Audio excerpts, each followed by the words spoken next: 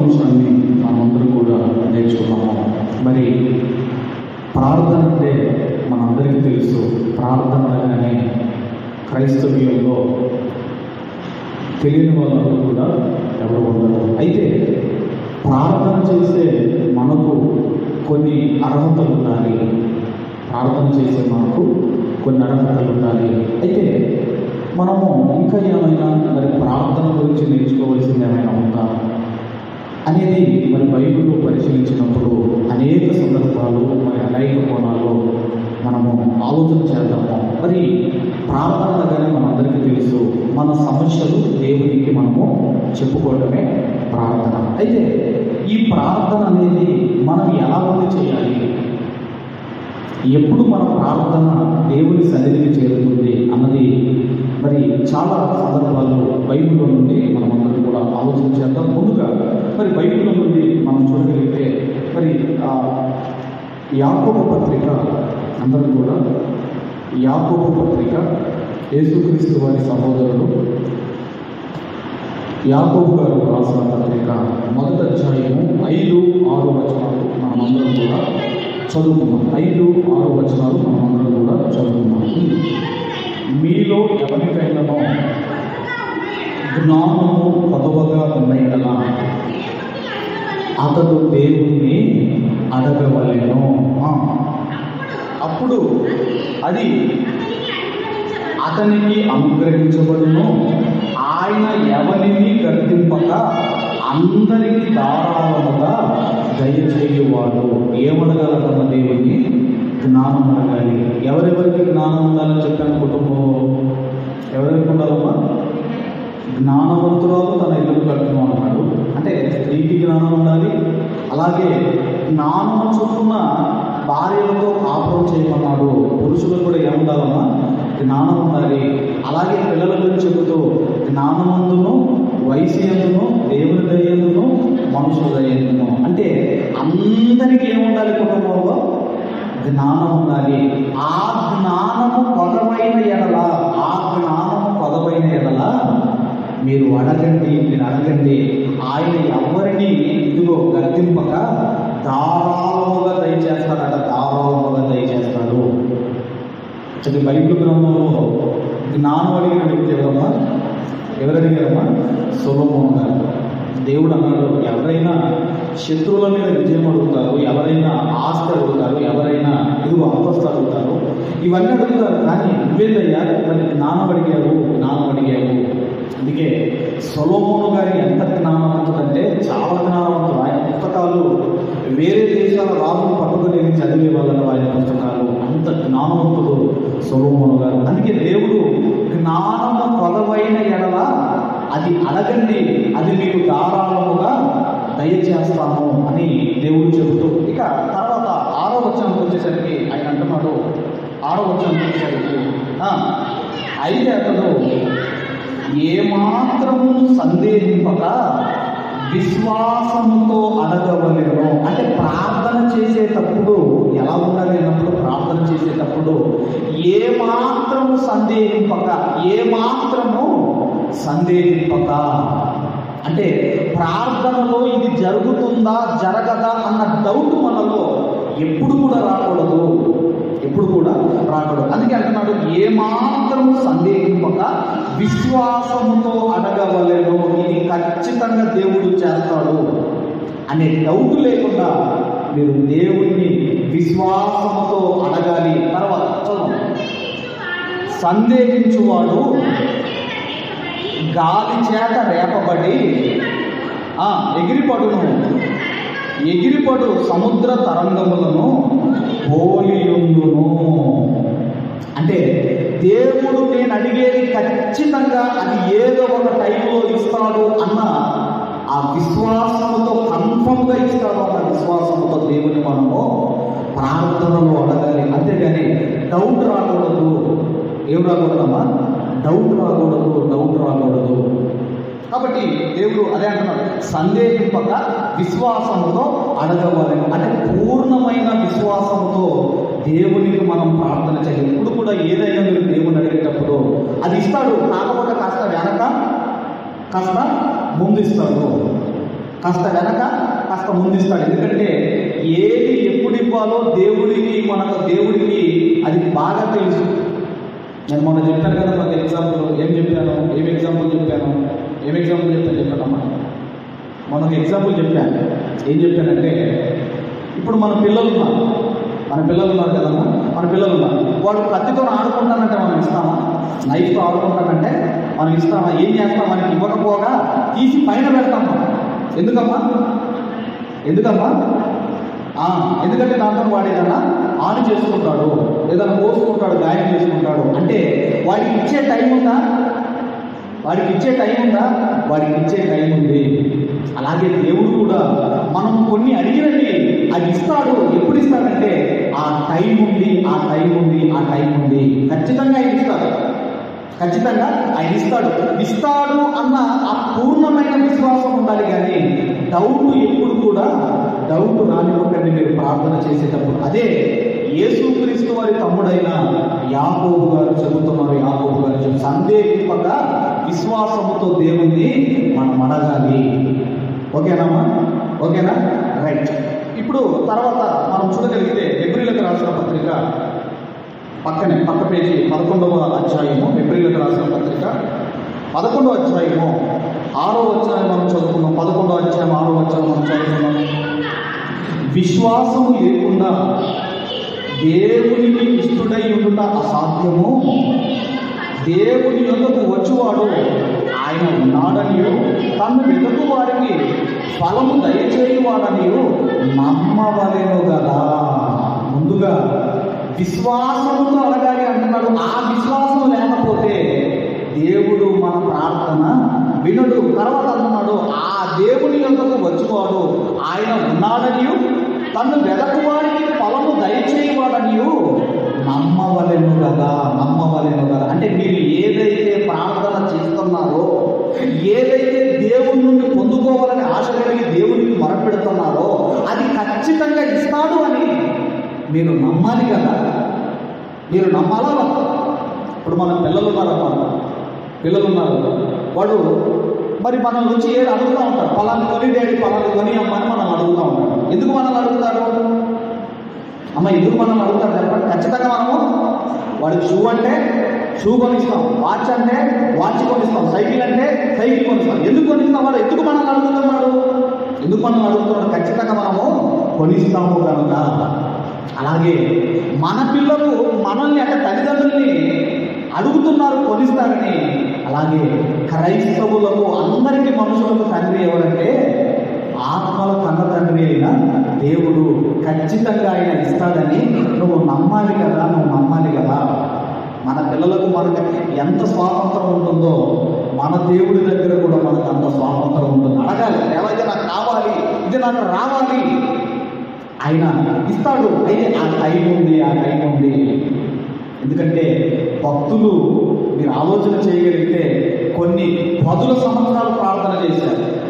అవునా కదా? ఇప్పుడు అబ్రహాం గారు ఎన్ని సంవత్సరాలు ప్రార్థన చేశారమ్మా? 75వ సంవత్సరంలో దేవుడు చెప్పాడు నీ సంతానం ఇస్తాను. ఇప్పుడు ఎన్ని సంవత్సరాలు ప్రార్థన చేస్తుంటాడు ఆయన? ఏమయ్యా 2 సంవత్సరాలు, 3 సంవత్సరాలు, 5 సంవత్సరాలు, 10 సంవత్సరాలు అయిపోయింది. ఏమైపోయింది అంటే దేవుడిచ్చే టైం ఉంది. దేవుడి మీదకి ఈ కాలం రాక మీదకి ఆ కాలం రానే వచ్చేసింది. అలాగే ఇస్సాకు గారు కూడా చూడండి, 40 సంవత్సరాల పిల్లలు ఎన్ని సంవత్సరాలు పుట్టారమ్మా?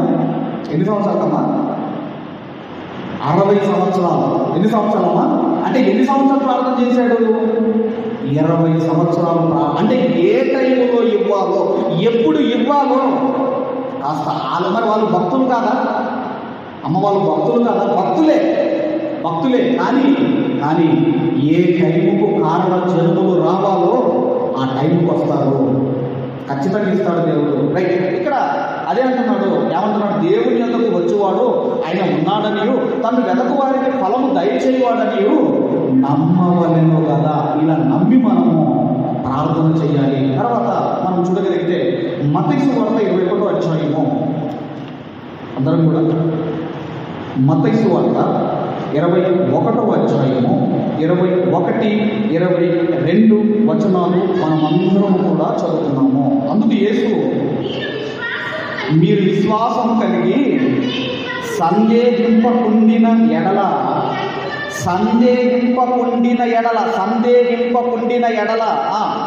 ఈ అంజూరపు చెట్టునకు జరిగిన దానిని చేయుట మాత్రమే కాదు, ఈ కొండను చూసి నీవు ఎత్తబడి సముద్రములో పడవేయబడుదువు గాక అని చెప్పిన ఎడల అలాగు జరుగునని మీతో నిశ్చయముగా చెప్పుచున్నాను. ఏమంటున్నాడు అంటే, మీకు విశ్వాసం ఉంటే ఆ కొండను చూసి సముద్రంలో పడును అంటే అది పడుతుంది అంటున్నాడు. అంటే దాని అర్థమైందమ్మా? దాని అర్థమైందమ్మా? చెప్పాలమ్మా, మీరు చెప్పాలమ్మా. ఇప్పుడు నేను అంటాను, మిమ్మల్ని అందరినీ తీసుకెళ్తాను. అమ్మ మీకు విశ్వాసం, ఆ కొండ దగ్గర తీసుకెళ్తాను. ఎందుకంటే కొండ కనబడుతుందమ్మా, మీ అందరినీ తీసుకెళ్తాను. ఇప్పుడు మీకు విశ్వాసం ఉందమ్మా అని అడుగుతాను. ఉందంటారా లేదా? ఉందంట. ఇప్పుడు ఆ కొండ ఆ చెరువులో పడేనా, సముద్రం తాగేది అక్కడ చెరువులో పడేనా? పడతదమ్మా? అమ్మ పడతదమ్మా? మరి దాని అర్థం ఏంటి? అమ్మా అంటే యేసుక్రీస్తు వారు చెప్పిన మాటలు అర్థం చేసుకోవాలంటే ఏముండాలి? మనం కూడా జ్ఞానం ఉండాలి. ఇప్పుడు ఇంకేమన్నాడు? మనుషులు భోజనం వల్ల మాత్రం కాదు, దేవుడి నోటి నుండి వచ్చే ప్రతి మాట వలన బ్రతుకును అన్నాడు. ఇప్పుడు కొంతమంది ఏమంటారు, అయితే నేను అన్నం తింటాం అనేది వాక్యం కదండి. ఇప్పుడు మరి వాళ్ళ పరిస్థితి ఏంటి అంటే దాన్ని ఎలా అర్థం చేస్తున్నారు? సార్ అక్కడ దాకా ఇప్పుడు ఇది అర్థం చేస్తారు. ఇది ఏమంటున్నాడు? ఇదిగో ఈ కొండను చూసి నీవు ఎత్తబడి సముద్రములో పడవేయబడుదువు గాక అని చెప్పిన ఎడల అలా జరుగునని నీతో నిశ్చయముగా చెప్పుచున్నాను. ఇది ఎలా జరుగుతుంది? దీన్ని ఎలా అర్థం చేసుకోవాలి? అందుకే అక్కడ ఏమన్నాడు ఇంతకుముందు 21వ వచనంలో, అందుకు యేసు మీరు విశ్వాసము కలిగి సందేహింపకుండిన ఎడల అంటే ఏముండాలి అంటే మీకు విశ్వాసం ఉండాలి. ఆ విశ్వాసాన్ని దేంతో పోల్చాడమ్మా? క్రియలు లేని విశ్వాసము వ్యర్థము అన్నాడు. ఇప్పుడు మీరు ఆలోచన చేయగలిగితే కొండలన్నీ పిండి అయిపోతున్నాయి, గుట్టలన్నీ ఏమైపోతున్నాయమ్మా? మాయమైపోతున్నాయి. ఎందుకు ఎలా మాయమవుతున్నాయి చెప్పండి? అక్కడ ఏం జరుగుతుంది? క్రియలు ఏం జరగాలమ్మా? పని జరగాలి. ఇప్పుడు కొండలు చూడండి, అన్నీ కూడా ఏం చేస్తున్నారమ్మా? కొండలన్నీ కూడా తవ్వేస్తున్నారు. అంటే ఏమైపోతున్నాయంటే కొంతకాలానికి ఈ కొండలు కనబడవు, ఈ గుట్టలు కనబడవు కొంతకాలానికి. అందుకే యేసుక్రీస్తు వారు ఏమన్నారంటే, ఎలాగైనా నీకు విశ్వాసం ఉండాలి. విశ్వాసం అంటే నీ క్రియ అక్కడ ఏం జరగాలంటే పని జరగాలి. క్రియలు లేని విశ్వాసము వ్యర్థము అన్నాడు. ఇప్పుడు మీరు ఆలోచన చేయగలిగితే ఒక లారీ ఇసుకనో ఒక లారీ అది ఇటుకలో ముందుందనుకున్నాం. మళ్ళీ ఏమనుకుంటాం? వామ్మో ఇదంతా మనమే మోసుకోవాలనుకోండి. మనం ఏమనుకుంటామమ్మా ఇది మన వల్ల ఏ పనైనా? అది మోసేవాళ్ళు వేరే ఉంటారు. కాబట్టి మనం ఆలోచన ఏంటంటే అక్కడ క్రియ జరిగితే ఆ కొండ అక్కడ కనబడదు అన్నాడు. ఇప్పుడు కొండలన్నీ ఎందుకున్నాయి తెలుసామా? ఈ గుట్టలు, ఈ కొండలు ఎందుకున్నాయంటే భూమి వంగి తిరగాలి. భూమి ఏం చేయాలి? కొన్ని డిగ్రీస్ అది వంగి తిరగాలి. ఈ కొండలన్నీ పిండి చేయటం వల్ల ఆ భూమి ఏమైపోతుందంటే అలా వంగి తిరగదు.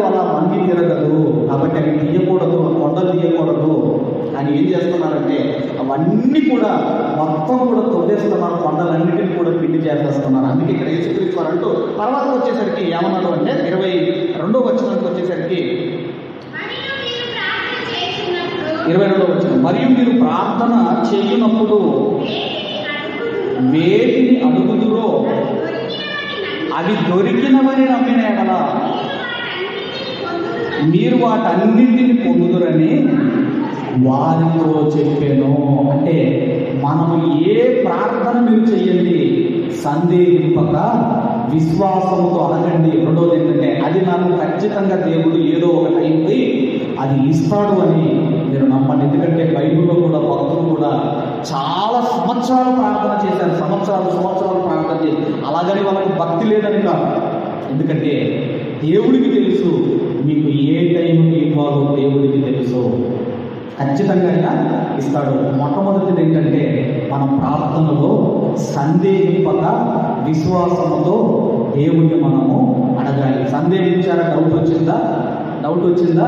మీరు చేస్తున్న ప్రార్థన ఏదైతే ఉందో అది మీరు పొందుకోలేరు. అంత పూర్ణమైన విశ్వాసంతో దేవుడిని మనము అడగాలి. ఇది మొదటిదైతే. ఇక రెండవ దాంట్లో మనం వెళ్ళగలిగితే, రెండవది మనం చూడగలిగితేనండి, ప్రార్థన చేసేటప్పుడు మనం చూడగలిగితే అందరూ కూడా మరి మత్తయి వార్త 6వ అధ్యాయము, మత్తయి వార్త 6వ అధ్యాయము 6వ వచనం నుండి మనం అందరం కూడా చదువుతున్నాం. 6వ అధ్యాయము 6వ వచనం చదువుతాం. 5వ వచనం నుంచి కూడా చదువుతున్నాం. 5వ మరియు మీరు ప్రార్థన చేయనప్పుడు వేషధారుల వలె ఉండవద్దు అన్నాడు. ఏం జరుగుతుంది అన్నాడమ్మా? ప్రార్థన చేసేటప్పుడు ప్రార్థన చేసి మనకి ఏమి ఉండకూడదు? నటనా జీవితం ఉండకూడదు. నటించడం అంటే ఏంటమ్మా? నటించడం అంటే తెలుసుగలమా? మన అందరికీ తెలుసుగలమా? నటించడం అంటే తెలుసే కదా? తెలుసుకున్నాం. అంటే మన ప్రవర్తన బయట ఒకలాగా, మందిరంలో ఒకలాగా ఉండదు. ఎక్కడైనా కూడా మన ప్రవర్తన ఎలా ఉండాలమ్మా? ఒకేలాగా ఉండాలి. అందుకే వేషధారుల వలె నటించే వారిగా ఎప్పుడు కూడా మనము ఉండకూడదు. కొంతమంది మీరు చూడగలిగితే గంటలు ప్రార్థన మందిరంలో చేస్తారు. కొంతమంది చెప్తా ఉన్నారు విశ్వాసులు, అయ్యగారు మా చర్చిలో ప్రార్థనలు చేస్తారు, మైకి అర్ధగంట చేస్తారట, ఆ వరంగల్ పోయి రావచ్చు. నేనన్నాను వాళ్ళు ఇంటి దగ్గర చేసుకోలేదు కావచ్చులే అమ్మా. నేను అన్నాను ఇంటి దగ్గర చేసినట్టు ఇక్కడ ప్రార్థన ఎప్పుడు గుర్తుపెట్టుకోండి. మీరు ఎప్పుడు ప్రార్థన చేసినా దేని కొరకైతే మిమ్మల్ని ఎవరైతే ప్రార్థన చేయమన్నాడో దాని కొరకే చేయాలి, అది గుర్తుపెట్టుకోండి అమ్మా. కానీ వేరే దగ్గర చెప్తున్నారు, కొంతమంది విశ్వాసం చెప్తున్నారు అర్ధగంట 20 నిమిషాలు గంటలు చేస్తున్నాడు ప్రార్థన. ఎందుకంటే మందిరంలో దేని కొరకైతే దైవజనుడు ప్రార్థన చేయమన్నాడో దాని కొరకే మనం ప్రార్థన చేయాలి. కానుకల కొరకు ప్రార్థన చేయమన్నాడా? కానుకల కొరకు ప్రార్థన చేసి ముగించాలి. అంతేగాని మొత్తం సంఘంలో ఉన్న అందరూ మొత్తం చుట్టుకొని వస్తే ఎంత టైం కావాలన్నా? కాబట్టి దేవుడు ఇక్కడ ఏమంటున్నాడు అంటే, మీరు వేషధారుల వలె ఉండవద్దు, నటించే బ్రతుకులుంది మీరు ప్రార్థన చేయవద్దు.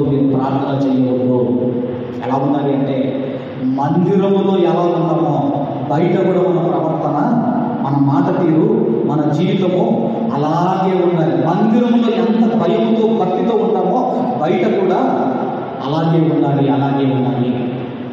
కాబట్టి వేషధారుల వలె ఉండవద్దు. తర్వాత మనుషులకు కనపడవలనని సమాజ మందిరములోనూ వీధుల మూలలలోనూ నిలిచి ప్రార్థన చేయుట వాళ్ళకిష్టము, వారు తమ ఫలము పొంది ఉన్నారని నిశ్చయముగా మీతో చెప్పుచున్నాను. అంటే మనుషులకు కనపడవలనని.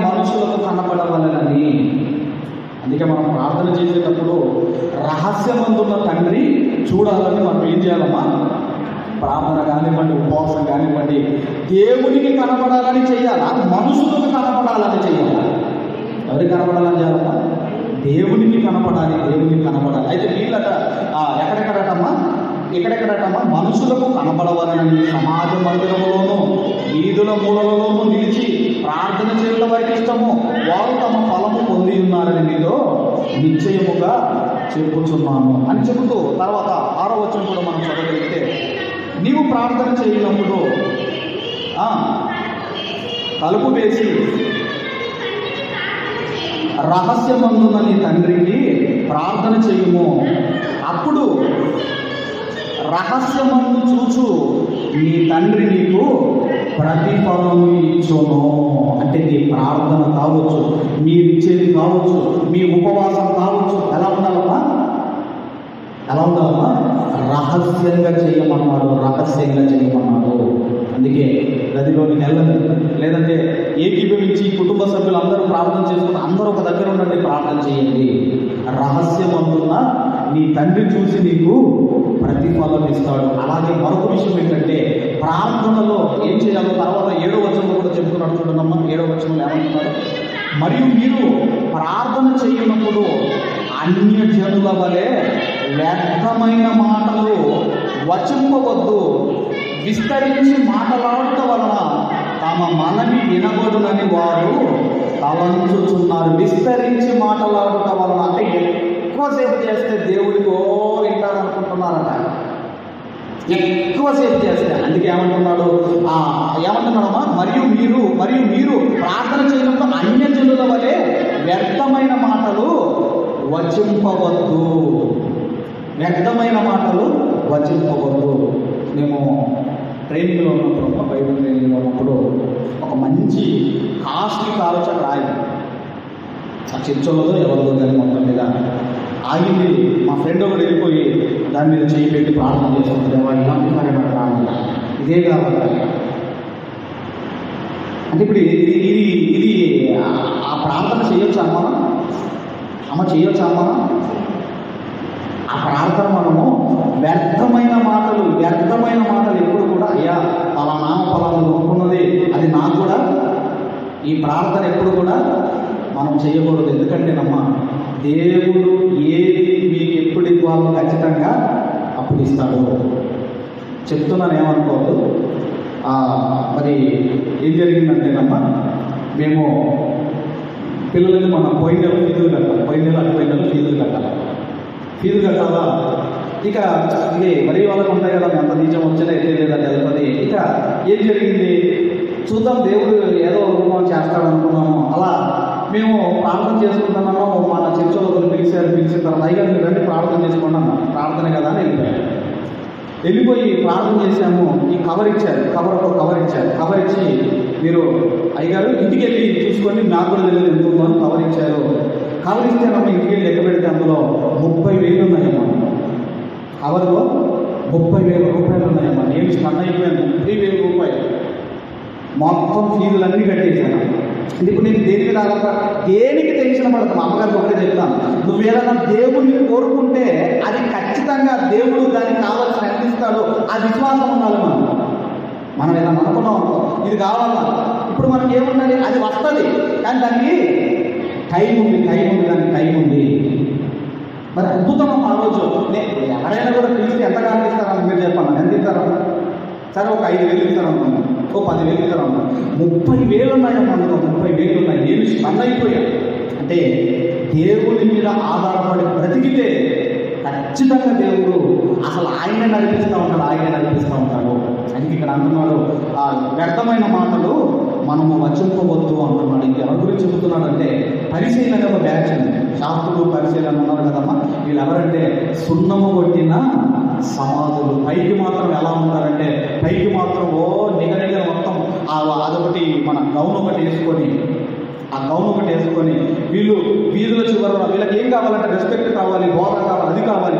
కానీ వీళ్ళ అంతరంగం మాత్రం ఎలా ఉందంటే సమాధి లోపల ఎలాగైతే కుంగిపోయి ఉంటుందో అలా ఉందని ఇదిగో ఎవరి గురించి చెబుతున్నాడు అంటే మనకు 23వ అధ్యాయము అయ్యో వేషధారులైన పరిచయాల శాస్త్రాలను మనం చదువుకుంటాము. కాబట్టి ప్రార్థన చేసే మనలో నటన జీవితం ఎప్పుడు కూడా యథార్థత. క్రైస్తవుడు అంటే యథార్థత. క్రైస్తవుడు ఎక్కడ ఉన్నా, మందిరంలో ఉన్న అదే ఉండాలి, బయట నలుగురిలో మాట్లాడిన అదే ప్రవర్తన ఉండాలి, 100 మంది 1000 మందిలో అదే ప్రవర్తన, అదే మాట తీరు ఉండాలి. ఇది రెండవది. అయితే ఇక త్వరగా మూడవది మనము నేర్చుకున్నాము. లూకాసు వార్త మూడవది నేర్చుకున్నాం. లూకాసు వార్త దయచేసి 18వ అధ్యాయము 10వ వచనం నుండి మనం చదువుకున్నాము.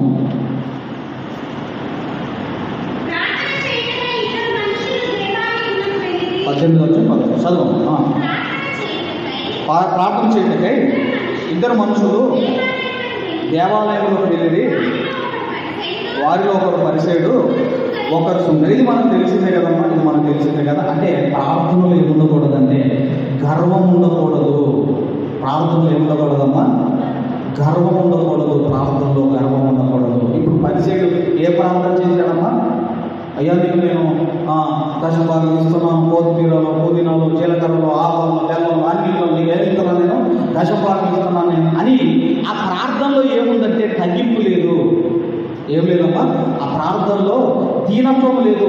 ఆ ప్రార్థనలో ఏముందంటే గర్వం ఉంది, గర్వం ఉంది, గర్వం ఉంది. కొంతమంది ప్రార్థన చేస్తారు, ఎందుకు ఇవ్వవు నువ్వు, ఎందుకు ఇవ్వవు నువ్వు, ఎందుకు ఇవ్వరు మీరు అడిగారు లేదండి. ఎవరు అడిగారు? అది ఇశ్రాయేలు అంటున్నారు, మేము ఉపవాసం ఉండగా మా శరీరం ఆయాసపరుచుకుంటూ ఉండగా నువ్వు ఎందుకు చూడవు? ఎవరు అడుగుతున్నారమ్మా? ఎందుకు చూడాలి ఆయన? ఏది తగ్గిపోయేది, ఏది దీనత్వం ఏది? అందుకే ప్రార్థనలో ఎప్పుడు కూడా తగ్గింపు, వినయం ఉండాలి. గర్వంతో ఎప్పుడు కూడా మనము ప్రార్థన చేయకూడదు. గర్వంతో చేసే ప్రార్థన ఎప్పుడు వినదు. నేను చెప్పాను కదమ్మా, భార్య భర్తలు ఇద్దరు కూడా కూర్చుండి ఆయన గురించి ఈయన ప్రార్థన చేసింది, ఈయన గురించి ఆమె ప్రార్థన చేసింది. మొత్తం మీద తెలియనలో మాకు అన్ని తెలిసి. ఇప్పుడు మేమెట్లా చూస్తాం, ఇట్లా చూస్తాము. అవునా కదా? ప్రార్థన చేసేటప్పుడు ఈమె లోపాలు ఆయన చెప్పడం, ఆయన లోపాలు ఈమె చెప్పడం ఎట్లుంటుందమ్మా? మళ్ళీ మంచి మంచి పొజిషన్లో ఉన్నవాళ్ళు, మంచి జాబ్, గవర్నమెంట్ జాబ్, వాళ్ళు ఇట్లా చూసుకుంటున్నారు ఇద్దరు కూడా. 10 మంది పాల్గొన్నారు, ఎట్లుంటుందమ్మా? రేపు ముఖం ఎక్కడ పెట్టుకొని ఎట్లా తిరుగుతారమ్మా వాళ్ళు? కాబట్టి ఈ గర్వంతో ప్రార్థన మనం ఇట్లా చూస్తామమ్మా, ఇట్లా చూస్తామమ్మా. కాబట్టి గర్వంతో ఎప్పుడు కూడా ప్రార్థన చేయకూడదు. ఆ ప్రార్థన ఎప్పుడు కూడా దేవుడు వినడు. మరి ఎవరి ప్రార్థన విన్నాడు అక్కడ? ఎవరి ప్రార్థన విన్నాడమ్మా? సుంకరి ప్రార్థన విన్నాడు. సుంకరి ప్రార్థన విన్నాడు. ఆకాశం వైపు తల ఎత్తుటకైనా ధైర్యం చాలక ఆ తగ్గించుకున్నాడు. అయ్యా నేను ఇదిగో తల ఎత్తుట కూడా నేను అనుకుని కాదని తగ్గించుకొని ప్రార్థన చేశాడు. ఆ ప్రార్థన దేవుడు విన్నాడు. త్వరగా మరి చూడగలిగితే కీర్తన గ్రంథం 138వ కీర్తన 6వ వచనం మనం చదువుకున్నాం. కీర్తన గ్రంథం 138వ కీర్తన 6వ వచనం చదువుకుందాం. 6వ వచనం, ఆయన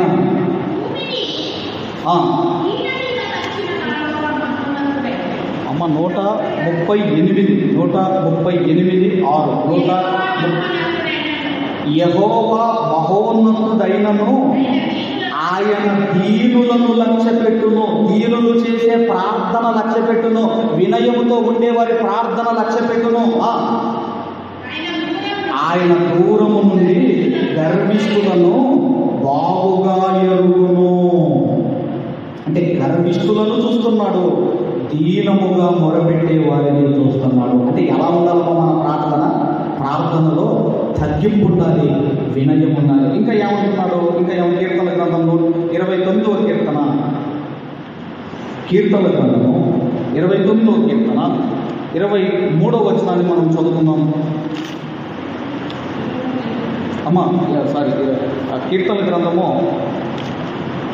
29వ అధ్యాయము వదిలిపెట్టి అమ్మ సామెతలు చూసుకున్నాం. ముందుగా సామెతలు చూసుకొని చెప్తాం. సామెతల గ్రంథం 16వ అధ్యాయం 18వ వచనం.